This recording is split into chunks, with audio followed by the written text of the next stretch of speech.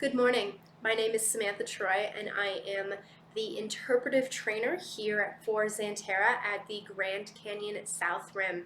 We're going to be here for about 10 minutes talking about the California Condor and the remarkable recovery program that brought this bird back from the brink of extinction.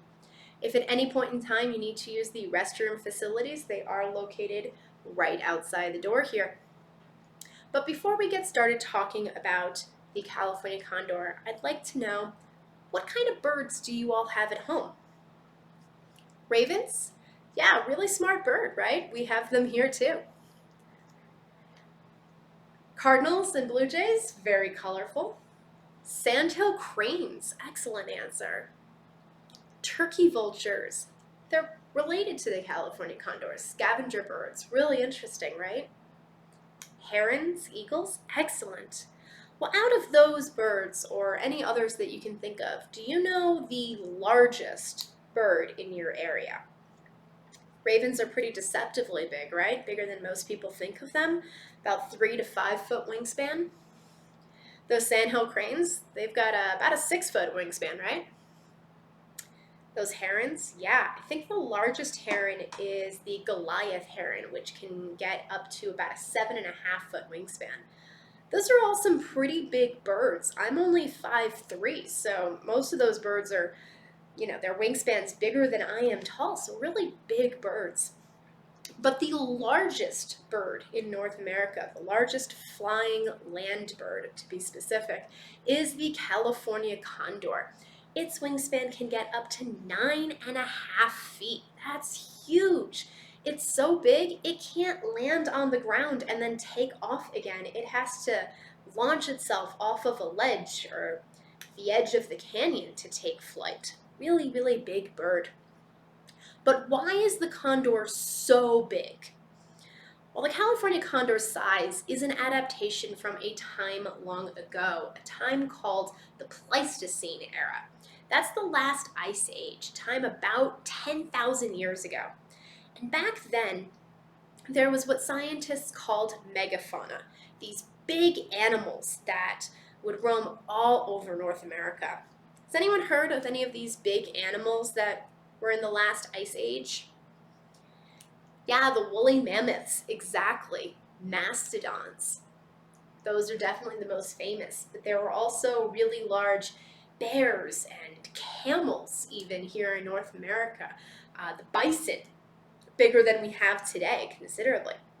So these huge animals, and the California condor, we know, was all across this whole continent, from coast to coast, all the way from Washington and Maine down to Mexico and Florida and everywhere in between. And the condor was so big that it could follow these huge animals on their migration paths all around the country. And then when these animals would fall and die, the condor was able to come in and, as a scavenger bird, have dinner. But as these animals died out, the food source for the condor dwindled as well. So the condor was facing some problems long before humans ever came into the picture. But as humans continued to migrate west in larger and larger numbers, they ran into more and more of the California condor habitat and really had a very tragic effect on it. We know that only a few hundred years ago, the condor was even found still up in the Pacific Northwest.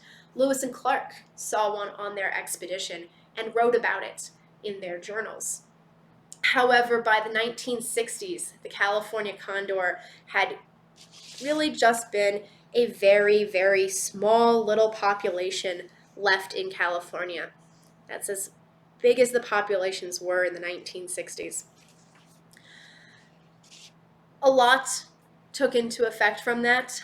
There was a chemical called DDT that affected a lot of the birds, the quality of their eggshell, as well as because they're scavenger birds, a lot of people have always thought of them as really dirty, disgusting creatures, would shoot them on sight, not really valuing how important they are for the ecosystem to take the dead things and to process those nutrients back into the environment. And then as their habitat was taken by more and more humans, the condor numbers fell considerably. They were part of the first endangered species list in the 70s, but unfortunately that didn't help very much. So by the early 1980s, there were only a few dozen left in the world. And a program was started where they decided they were going to capture all of the remaining California condors and bring them into a breeding program. What started as just two zoos, the Los Angeles Zoo and the San Diego Zoo, worked to capture all of the remaining California condors, and they managed to capture 22. And of those 22, there were only 9 breeding pairs that were able to participate in this breeding program. I'm happy to say that over the decades, they've learned a whole lot and been pretty successful in rehabilitating the California condor. It took 10 years for the first condor to be released back into the wild, and over 18 years before the first condor chick was hatched in the wild to a pair that had previously been released. What started as just those 2 zoos has grown into over 5 different zoos and a number of nonprofits involved in the California Condor Recovery Program. And they've learned a whole lot and changed their techniques some. When the program first started, they had a condor puppet, like a little puppet that they would use to feed the condor chicks.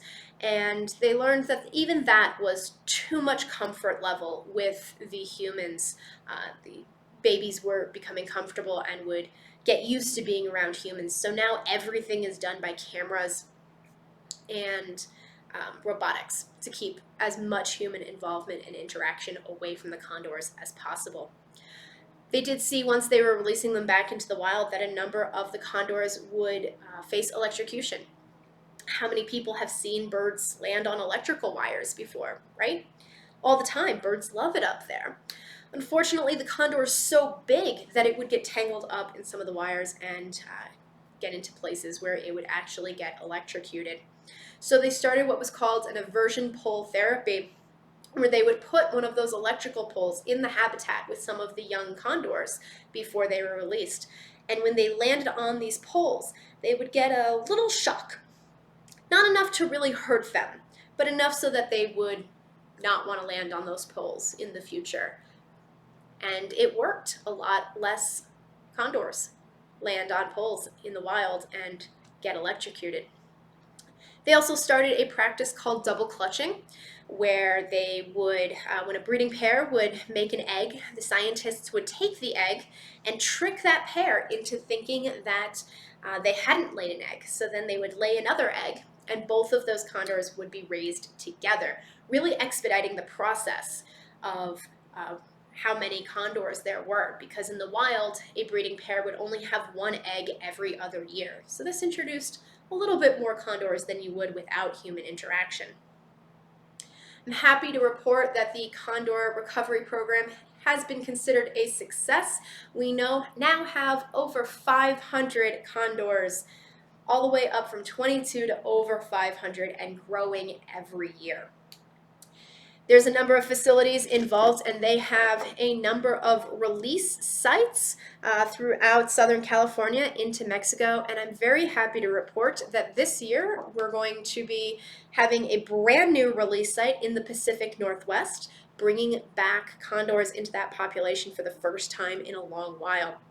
But here in Arizona, we're mostly concerned with the Vermilion Cliffs release site that services our whole southern Utah and northern Arizona population.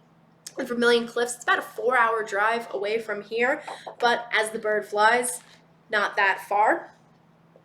We have over 100 birds in our Utah, Arizona population, including, very happy to say, we do have a breeding pair here at the South Rim, and their little baby, number 1114, has been spotted flying for the first time just last week. So really remarkable story, and I hope that we're able to see some condors today.